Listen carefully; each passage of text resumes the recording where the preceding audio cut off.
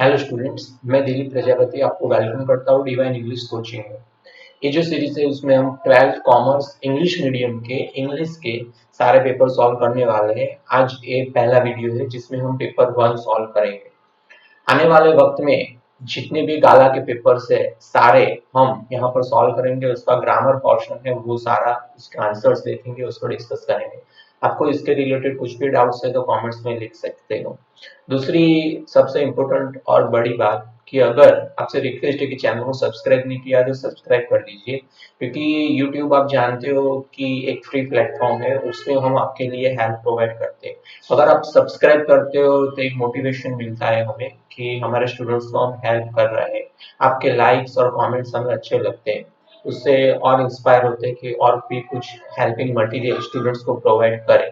सो अगर आपने चैनल को सब्सक्राइब नहीं किया है तो सब्सक्राइब कर दीजिए, और साथ में जो बेल आइकॉन है वो भी दबा दीजिए, जिससे हमारा कोई भी नया वीडियो आता है तो तुरंत आपको नोटिफिकेशन मिल सकता है।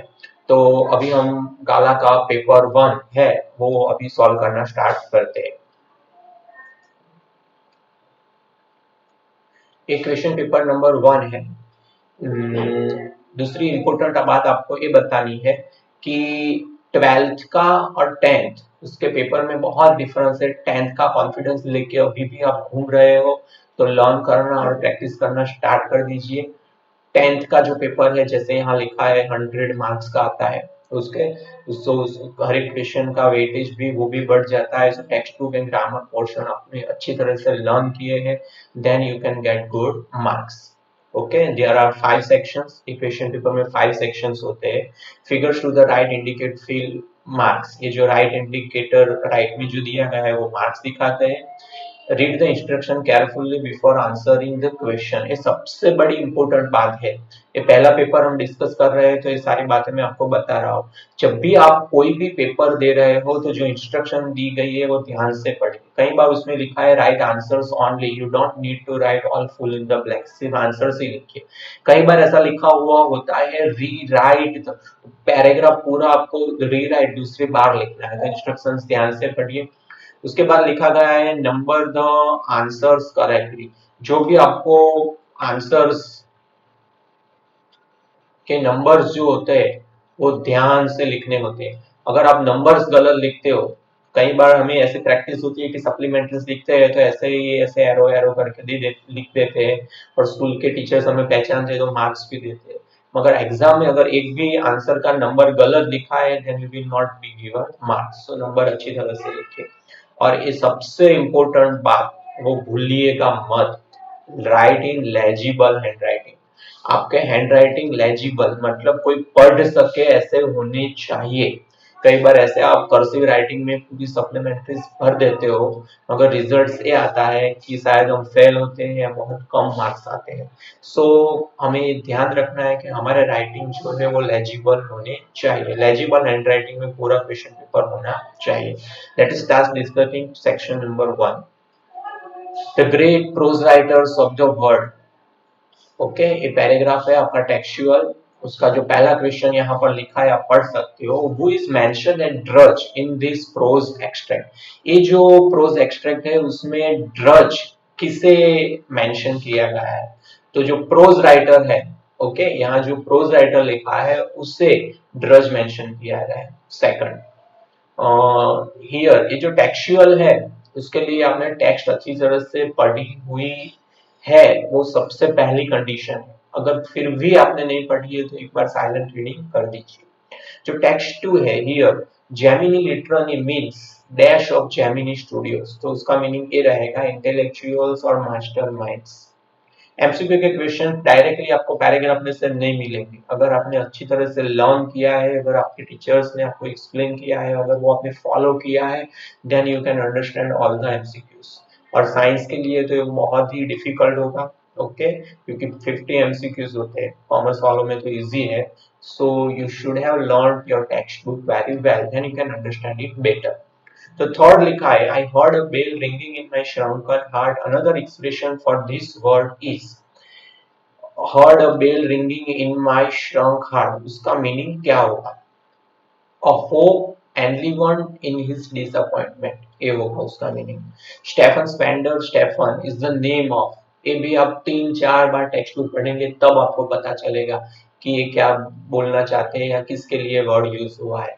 तो वो एडिटर के लिए यूज हुआ है। जिनको पता नहीं चलता है वो क्या करेंगे, टेक्स्ट बुक में से सिमिलर मीनिंग ढूंढेंगे। Composer of a song, song related कुछ बात थी, लास्ट पैराग्राफ ये था, यहाँ पर देखो लिखा है Stephen Spender, Stephen that was his name. Okay, यहाँ पर लिखा है सॉन्ग, तो के सॉन्ग का ऐसा कुछ डिस्कस होगा, तो ऐसे गप्पे लगाते हैं, गेस कर देते हैं, ऐसा मत कीजिए, पूरा पैराग्राफ है ध्यान से पढ़िए।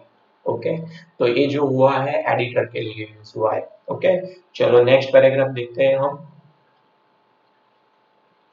Okay, fill in the blanks with appropriate options given in the brackets. इसमें आपको टेक्सचुअल है, सो आप टेक्स्ट बुक में से डायरेक्टली पूछ सकते हो।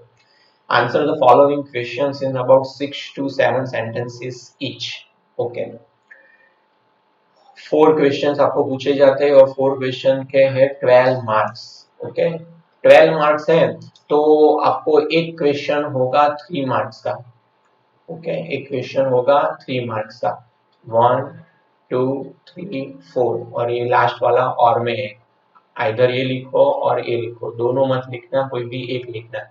और 3 मार्क्स का क्वेश्चन है, so your answer should be 1.5 page या मिनिमम 1 पेज का होना चाहिए।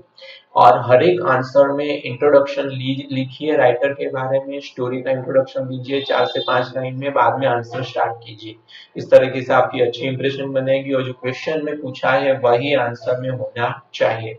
ओके, फिर सेक्शन बी जो है, read the following words and answer the questions. तो टेक्सचुअल पोएम है, ग्रामेटिकल पोर्शन कर रहे हैं। ऑन सोर क्रीम, यहाँ पर लिखा है choose the correct figures of speech from the given options. Correct figures of speech आपको चूज करनी है। यहाँ पर लिखा है ऑन सोर क्रीम वॉल्स डोनेशंस। ओके, तो यहाँ पर वॉल्स वो कैसी है, सौर क्रीम जैसी। लाइक और एज कंपेयर किया गया है, मगर लाइक और एज यूज नहीं हुआ है।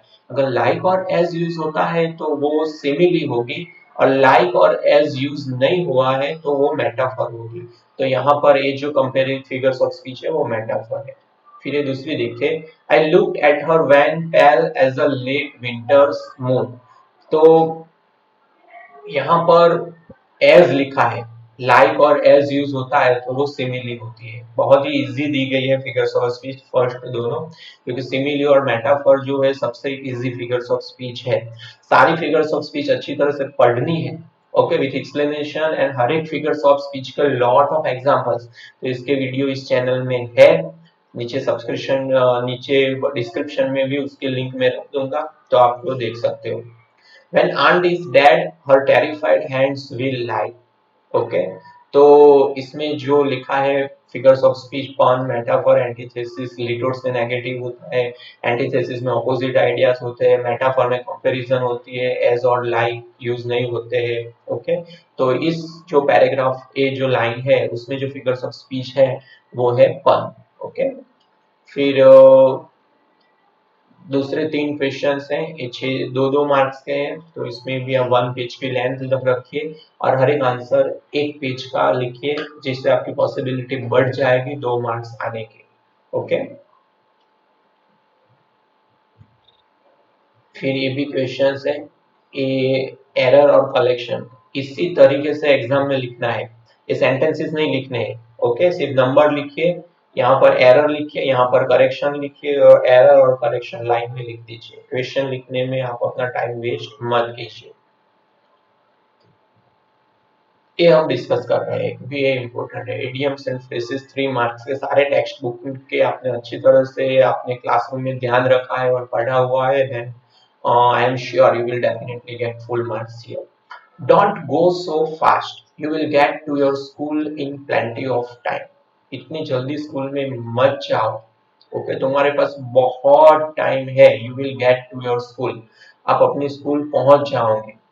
ओके, तो बहुत टाइम है उसका मतलब वेरी लेट पहुंचेगा नहीं, बहुत लिखा है उसका मतलब टू अर्ली। ओके, तुम्हारे पास, तुम बहुत जल्दी पहुंच जाओगे, तुम्हारे पास टाइम है, plenty of time.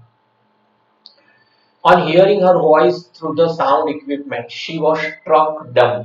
Struck dumb उसका मीनिंग होता है सरप्राइज। 3 मीनिंग लिखिए यहाँ पर, स्ट्रक डाउन, फ्यूरियस और एक्साइटेड। तो ये जो है वो सही आंसर है सरप्राइज। उसके बाद थर्ड वाला, he wanted a chance to sneak away as inconspicuously as possible। यहाँ पर लिखा है स्नीक अवे। स्नीक अवे का मतलब होता है लीव स्टेल्थीली। उसको आपको रीराइट भी करना है, तो इस तरीके से लिखना है, he wanted a chance to leave stealthily as inconspicuously as possible। सो ये उसका राइट आंसर है। फिर ये जो पंक्चुएशन का पैराग्राफ है, ओके, वो भी डायरेक्ट टेक्स्ट बुक में से ही आया। कई स्टूडेंट सोचते हैं कि टेक्स्ट बुक में तो सिर्फ समरी पढ़ लो तो आ जाएगा, ऐसा नहीं होता है। समरी तो आप गाइड में से किसी भी डाइजेस्ट में या वीडियो में से देख सकते हो। ये जो पंक्चुएशन है, वोकेबुलरी पैराग्राफ है, एरर एंड करेक्शन, वो डायरेक्टली टेक्स्ट बुक में से ही आते हैं। तो अच्छी तरह से टेक्स्ट बुक रीड कीजिए, पहली कंडीशन है, तभी आपको इसमें मार्क्स आएंगे। Okay, convert the following into indirect speech. अभी ये मैं आपको जो इनडायरेक्ट स्पीच का पैराग्राफ है, मैं आपको बोल के समझा रहा हूँ, तो भी आप नहीं समझ रहे हो तो वीडियो को रिवर्स करके लिख दीजिए। ओके, देखिए, ध्यान से देखिए, स्टेप बाय स्टेप में समझा रहा हूँ। और डायरेक्ट इनडायरेक्ट आपको सही तरीके से सीखना है, तो डिस्क्रिप्शन में डायरेक्ट इनडायरेक्ट के सारे वीडियोस की लिंक है, उसे अटेंड कर लीजिए। एक लिंक ऐसी भी है जिसमें 5 to 8 मिनट में आप सारे रूल्स का रिवीजन कर सकते हो, वो भी डिस्क्रिप्शन में लिंक रख दूंगा, तो आप रिवाइज कर सकते हो। तो अभी मैं समझा रहा हूँ, ध्यान से देखिए। There is no school in my neighborhood. When they build one, I will go. Okay. If I start a school, will you come? I ask, half joking. Yes, he says, smiling broadly. मतलब speaker कौन है, sorry, listener कौन है, ही, और speaker कौन है, आई। Okay, ये आई जो है वो स्पीकर है, राइटर, और जो ही है वो लिसनर है। तो सबसे पहले कोई भी पैराग्राफ है तो स्पीकर और लिसनर को डिसाइड कीजिए। Okay, if I start a school will you come, writer ने पूछा। ओके, यहाँ पर जो लिसनर है, ही किससे बात कर रहा है, आई से। तो आप लिख सकते हो कि ही टोल्ड मी, जो ही है, he told me that there was, इसका क्या करेंगे, was, there was no school in his neighbourhood, and added that when they builded one school he would go। यहाँ पर will का would करते हो तो वो का went नहीं करना है। चलो फिर से बोल रहा हूँ, he told me, okay, he told me that there was no school in his neighborhood and added that when they builded one school he would go। I asked him if I started a school whether he would come, whether he would come। और यहाँ पर लिखा है half joking, तो ये reporting verb में आप add कर दीजिए। फिर से बोल रहा हूँ, I asked him half joking if I started a school whether he would come, या if he would come। he replied positively, otherwise लिख सकते हो, ये रह गया, हम इस तरीके से लिखेंगे, he smiled broadly and replied positively, he smiled broadly and replied positively। तो इस तरीके से आप लिखेंगे तो आपको पूरे मार्क्स आएंगे। ओके, डायरेक्ट इनडायरेक्ट में कुछ भी कंफ्यूजन है तो नीचे वीडियोस में लिंक है, वो आप रेफर कर लीजिए। अभी मोस्ट इंपोर्टेंट देख रहे हैं हम, transformation. Okay, 40, the greatest ambition was to ship out good iron to the market, change the degree। Okay, यहाँ पर लिखा है the greatest ambition was, ये सुपरलेटिव डिग्री है। अगर इसमें पॉजिटिव में कन्वर्ट करना चाहते हो आप, तो स्टार्टिंग में लिखेंगे no other ambition was, यहाँ लिखेंगे no other ambition was as great as to ship out a good iron to the market। इस तरीके से डिग्री के 2 वीडियोस है, उसमें बेसिक मेथड और एडवांस मेथड दोनों मेथड है, उसके डिस्क्रिप्शन में मैं लिंक रख रहा हूँ।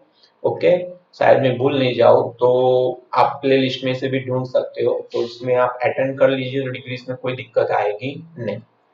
French was too slow to reach school in time. French इतना स्लो था कि स्कूल टाइम पर नहीं पहुंच पाया। ये रिमूव टू करना है, तो रिमूव टू करना है तो आप जानते हो कि टू को रिमूव करते हैं तो यहाँ पर लिखेंगे हम सो।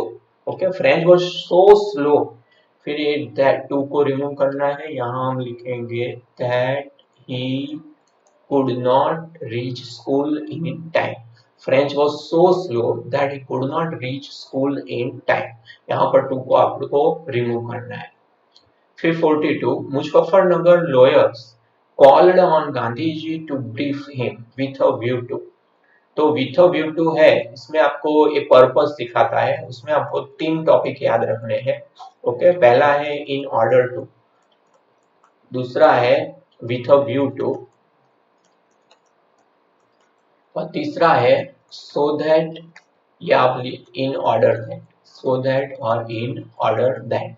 इन ऑर्डर टू है तो इन ऑर्डर टू के बाद आपको लिखना है V1, with a view to है तो उसके बाद आपको लिखना है आईएनजी वाला वर्ब, और सो दैट है तो उसके बाद आपको पूरा सेंटेंस लिखना होता है आई कुड जैसा। ओके, हम तीनों में कन्वर्ट कर रहे हैं जिससे आपको पता चलेगा किस तरीके से होगा।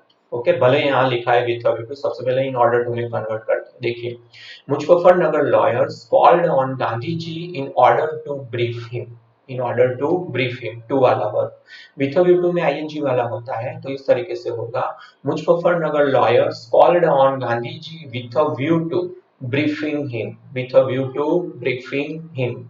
ओके, आईएनजी होगा। और सो दैट है तो इस तरीके से होगा, Muzaffarnagar lawyers called on Gandhi ji so that they could brief him, they could brief him. Okay, question 10, यहाँ पर देखिए, but the jump made no difference. Jump के लिए इट लेना है, मेड सिंपल पास्ट है तो यहाँ कॉमा लिखना है, और यहाँ आएगा डिडंट इट, इस तरीके से। Okay, I wonder if she knows the sensitivity of bangles, change the voice. Okay, यहाँ पर 2 आंसर है। देखो, पहला ऐसा आई वंडर है वो भी पैसिव हो सकता है, आप लिख सकते हो, आप लिख सकते हो इट इज वंडर्ड बाय मी, जो आई वंडर लिखा है यहाँ पर। ओके, उसमें आप लिख सकते हो it is wondered by me. Okay, it is wondered by me if the sensitivity of bangles is known by her. It is wondered by me if the sensitivity of bangles is known by her, इस तरीके से। और अगर इसका आप passive voice नहीं कर रहे हो आई वंडर का, तो सिर्फ इतना भी कर सकते हो, आई wonder if the sensitivity of bangles is known by हर, इस तरीके से भी कर सकते हो, आई wonder if the sensitivity of bangles is known by her. 45, he was an amazing actor turn into exclamatory। तो जब भी आर्टिकल दिया गया है तो उसका एक रूल है कि व्हाट से बनेगा, और आर्टिकल नहीं दिया गया है तो आपको हाउ से बनाना है, तो ये व्हाट से बनेगा। What an amazing actor he was, और लास्ट में आपको लिखना है question mark. Even the screams in my throat were frozen, turned into negative. My screams were frozen, यहाँ पर लिखा है नेगेटिव बनाना है। तो आप जानते हो कि जब भी नेगेटिव बनाते हो तो आपकी एक कंडीशन है कि meaning must not be changed, meaning change नहीं होना चाहिए। तो इसका इस तरीके से करेंगे, even the screams in my throat were frozen, तो आप लिख सकते हो थ्रॉट वेर फ्रोजन लिखा है तो आप लिख सकते हो even I could not speak, even I could not speak from my throat, इस तरीके से, even I could not speak from my thought, from my throat. Okay, इस तरीके से, even I could not speak from my throat, मैं बोल नहीं सकता था, नॉट आ गया और मीनिंग वही रहा, फ्रोजन। ओके, मेरी जो आवाज थी वो फ्रीज हो गई थी। तो इस तरीके से, तो शायद यहाँ पर ग्रामेटिकल पोर्शन बाद में डी सेक्शन का स्टार्ट होता है। ओके, अगर इसके बारे में भी आपको कुछ डाउट्स है, पेपर 2 है, वो आने वाले लेक्चर्स में हम सॉल्व करेंगे। और सबसे इम्पोर्टेंट बात कि अगर आपको और भी सॉल्यूशंस चाहिए, कुछ भी वीडियो के रिलेटेड डाउट्स है, ये हमने पूरे पेपर 1 है वो तो पूरा अभी सॉल्व किया, इसमें भी अगर कुछ डाउट्स है तो कमेंट्स में लिख सकते हो। और आने वाले पेपर के सॉल्यूशन चाहिए आपको तो लाइक कीजिए, सब्सक्राइब कीजिए, जिससे आने वाले वक्त में जितना हो सके जल्दी प्रीलिम्स के पहले उसके सॉल्यूशन आपको मिल जाए। ये जिस मेथड से मैंने पढ़ाया वो आपको सही लग रही है, उसमें भी आपको कुछ चेंज चाहिए, एक्सप्लेनेशन में कुछ डिफरेंस चाहिए, तो भी आप लिख सकते हो। ओके, और इसके साथ आज का वीडियो हम खत्म करते हैं और आपको रिक्वेस्ट करता हूँ फिर से कि चैनल को सब्सक्राइब कीजिए और अपने दोस्तों के साथ शेयर कीजिए, जिससे से ज्यादा लोगों को इसमें आप हेल्प कर सको और दूसरे स्टूडेंट्स को भी हेल्प मिल सके। Thank you very much.